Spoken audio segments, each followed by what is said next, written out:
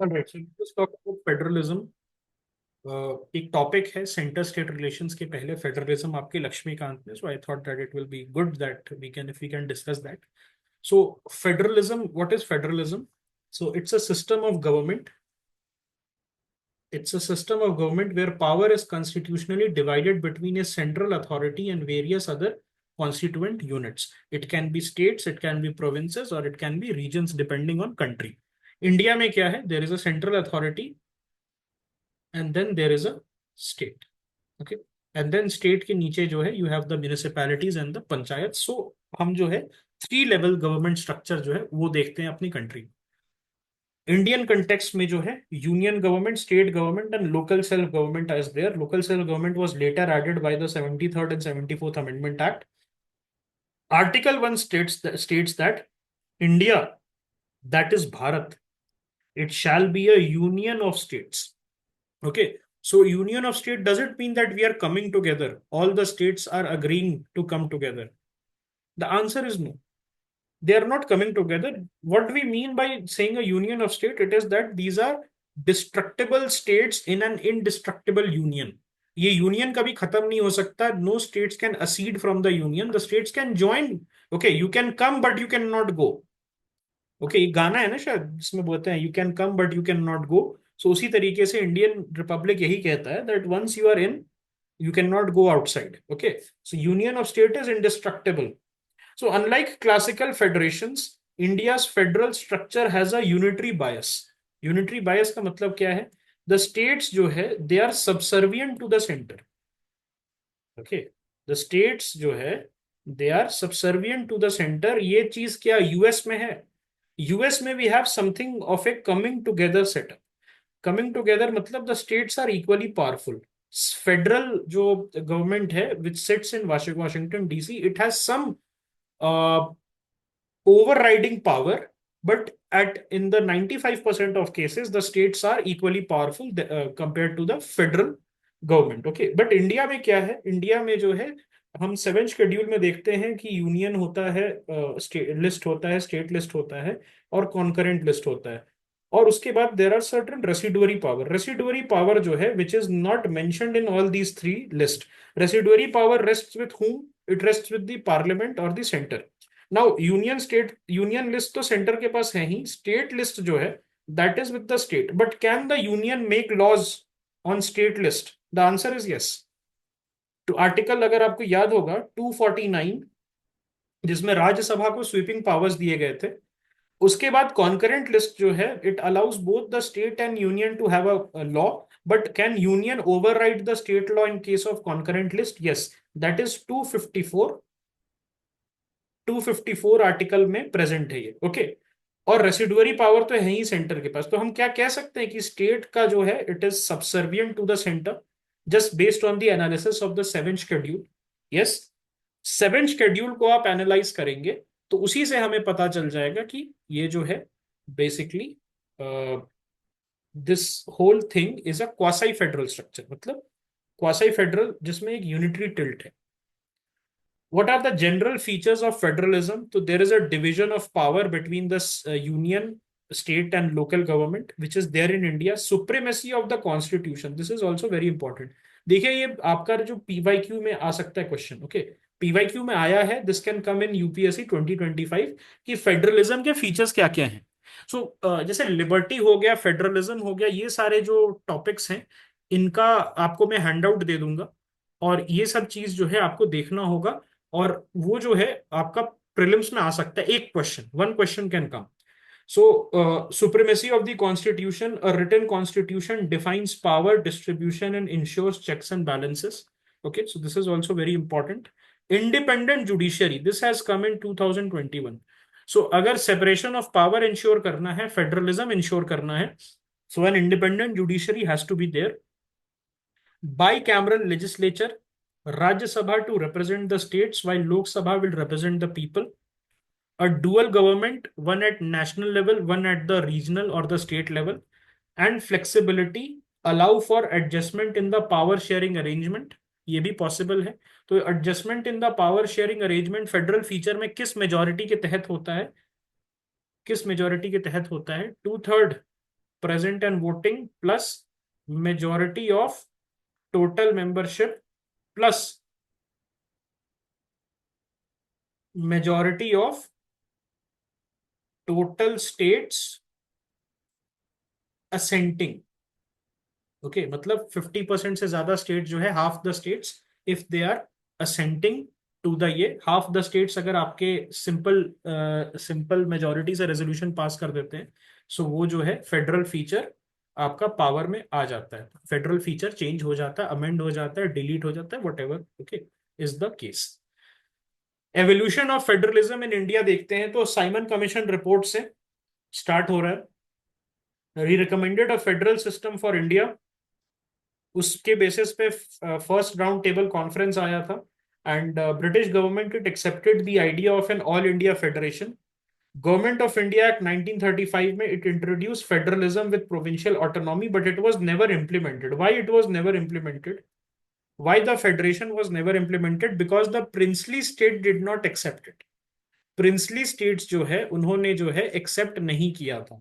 That is the reason via the government of India act 1935 the provincial autonomy जो था वो तो ठीक था, लेकिन फेडरल जो था all India federation it could not be there. Then in the constituent assembly 1946 it initially proposed a strong state but later opted for a strong centre. Okay, initially इन्होंने क्या कहा था कि स्ट्रॉन्ग स्टेट की जरूरत है। क्यों ऐसा हुआ था आप मुझे बता सकते हैं? ये स्ट्रॉन्ग सेंटर की तरफ, why did they tilt towards a strong center? Initially they wanted very strong states. The horrors of partition, it changed the opinion 180 degree. After seeing the horrors of partition, it changed the opinion of the constituent assembly 180 degree. They started with saying कि हम जो है states को power देंगे, then they said ना ना, this is wrong, ये तो गड़बड़ हो जाएगी। आफ्टर इंडिपेंडेंस क्या क्या फीचर्स थे, क्या क्या चेंजेस आए? So 1947 to 60 strong centre, article 356 president's rule was misused, then there was formation of new states on linguistic basis. किस कमिटी के रिकमेंडेशन पे? फजल अली। ओके, तो हमने क्या क्या पढ़ा था इसमें? इसमें हमने क्या क्या पढ़ा था? Dhar, JVP and Fazal Ali. So this is important for GS1। GS1 आपका जो मेंस है उसमें ये क्वेश्चन जरूर आता है। लिंग्विस्टिक रीऑर्गेनाइजेशन जो है पोस्ट इंडिपेंडेंस में, it's a very crucial topic. Okay, so start हमने किया था धर कमीशन से, JVP commission, both of them rejected. Then Potti Sriramulu, he basically died after a prolong fast, and then hunger strike की वजह से there was chaos in Andhra areas of Madras presidency. Then what happened? उन्होंने जो है Fazal Ali commission with the it was established with a mandate to accept the linguistic reorganisation. Okay, 1960-70 में भी centralisation हुआ था, नेशनल इमरजेंसी वगैरह आया, हाईली सेंट्रलाइज गवर्नमेंट, बहुत मिसयूज हुआ ये कॉन्स्टिट्यूशनल इमरजेंसी क्लॉज का, आर्टिकल 356 एंड 365 का। Then 1980s to 1990s strong regional parties they emerged. तो यहां पर हुआ क्या था? देखिए, हुआ ये था, सबसे पहले इंदिरा गांधी की जो डेथ हुई थी 1984 में, दैट वाज एन इम्पीटस। उसके बाद जो है भले ही कांग्रेस को पूरा मिला था, बट 1988 आते आते रीजनल पार्टीज का डोमिनेंस स्टार्ट हो गया था।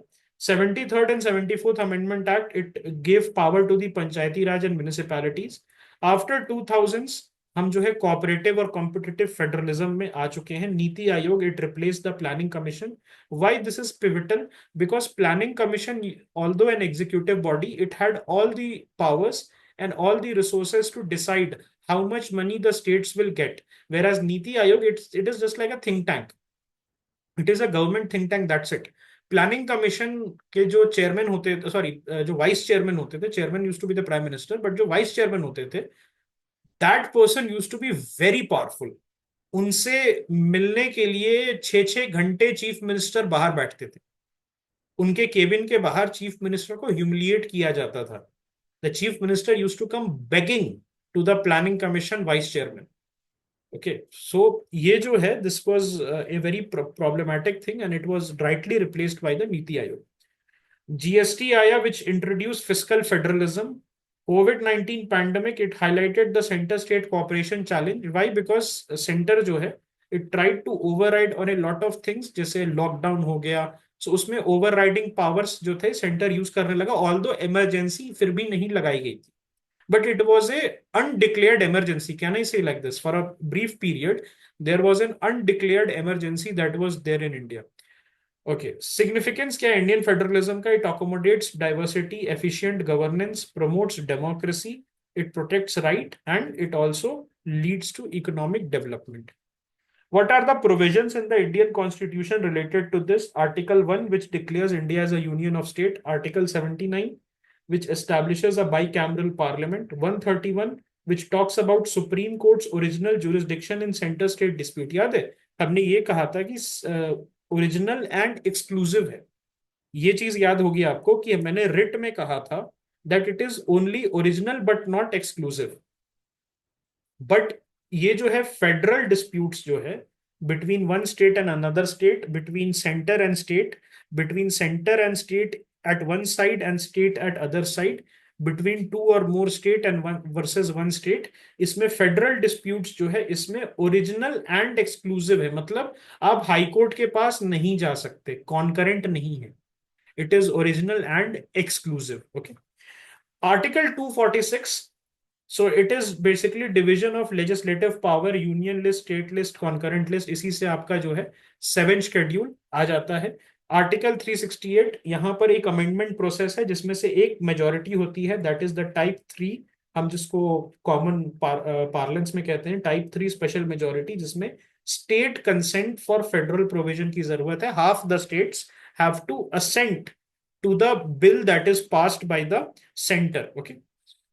डिवीजन ऑफ पावर जो है यूनियन लिस्ट में 97 सब्जेक्ट्स है, जिसमें defence, foreign affairs, atomic energy, banking, railway, citizenship आ जाता है. इस पे स्टेट्स लेजिस्लेट नहीं कर सकती. देन स्टेट लिस्ट में 66 सब्जेक्ट है, police, public health, agriculture, fishery, state road. इसमें जो है स्टेट्स सिर्फ लेजिस्लेट करेंगे and centre will legislate only in exceptional circumstances under article 249 when Rajya Sabha will give the power.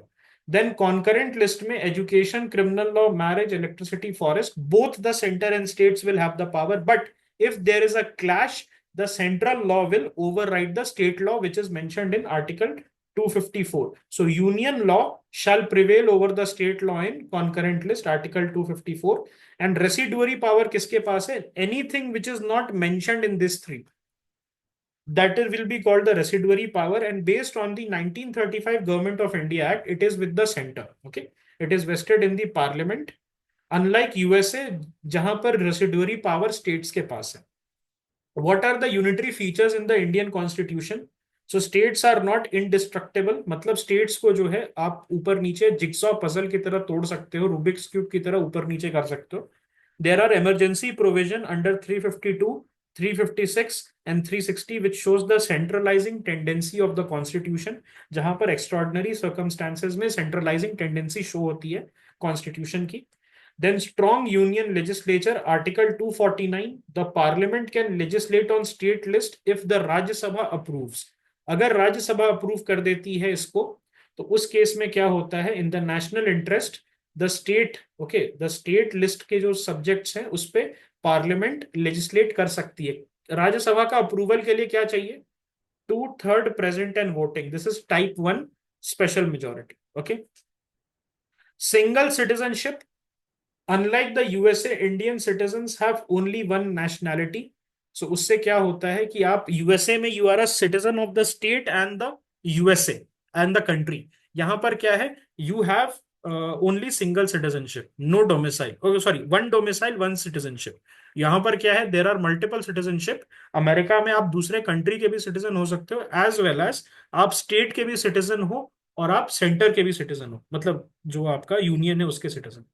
All India services are there, IAS, IPS, IFS. So these are the officers who are lent. मतलब these people are rented out. Rented नहीं बोलूंगा, but lent to the states. Okay, इनको जो है centre land करती है states को, ताकि जो है स्टेट्स एक बहुत अच्छे तरीके से अपना एडमिनिस्ट्रेशन चला सके. But they can be called back. ये पता है आपको ये फीचर है कि IAS IPS and IFoS officer, IFS का मतलब forest service, IFoS officers, these people they can be called back to the centre. Integrated judiciary, this is also a centralising tendency, जहां पर सिंगल जुडिशियल सिस्टम में supreme court which is the court of the union वो सबसे ऊपर बैठता है। Why is Indian federalism called quasi-federal? So we have a dual polity structure with a strong center. एक written constitution है जहां पर parliament's authority over state is mentioned, okay. Then division of power is there, 7th schedule, उसमें फिर presidents rule लगता है, तो unitary feature जो है वो हमें देखने को मिलता है।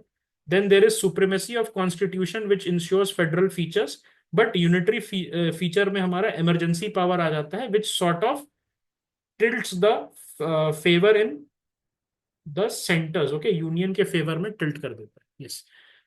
और independent judiciary ensures federalism, please remember this, federalism और separation of power can be ensured via the independent judiciary. और गवर्नर का जो पोस्टिंग है, दिस इज यूनिटरी फीचर। तो ये साइड बाय साइड कंपैरिजन है फेडरल फीचर और यूनिटरी फीचर का। बी आर अंबेडकर का व्यू क्या था? Our constitution would be both unitary as well as federal according to the requirements of time and circumstances, okay. Absolutely they can do, many do also ना। N K Singh जो है, अगर आप देखेंगे, सो बहुत अर्ली एज में बिहार छोड़ के, early in his career Bihar छोड़ के दिल्ली आ गए थे, ओके। इवन दिस पर्सन, क्या नाम है इनका, Ajit Doval, he merely served for a few months in Kerala. He's a Kerala cadre IPS, and then he went to IB, Intelligence Bureau. So SR Bommai case में Supreme Court ruled that federalism is part of basic structure. Okay. Types of federalism in India, cooperative federalism है, center and state work together. Example GST Council, Niti Aayog. There is a competitive federalism where the states compete for resources and investment. अभी recently हुआ था that Tata wanted to open इस nano plant, 2011 I think 10-11 की बात है, nano plant in Singur, West Bengal खोला, वहां पर पैसा दिया, लेकिन उसके बाद जो है वहां पर बहुत ज्यादा जो है प्रॉब्लम हुई, तो गुजरात में जो है बुला लिया गया उनको, गुजरात में। तो this is a example of competitive federalism. Fiscal federalism, तो financial relationship between centre and state, जिसमें फाइनेंस कमीशन और जीएसटी कॉम्पनसेशन का इशू आ जाता है।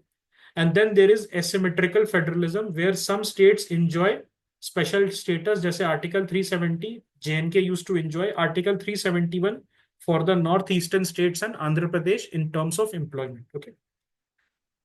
All right, so I think this is enough. We have completed the federalism part. Some topics are left, ज्यादा कुछ बचा नहीं है, I think one day only, that's it. एक दिन की बात है, we are will be done with polity entirely.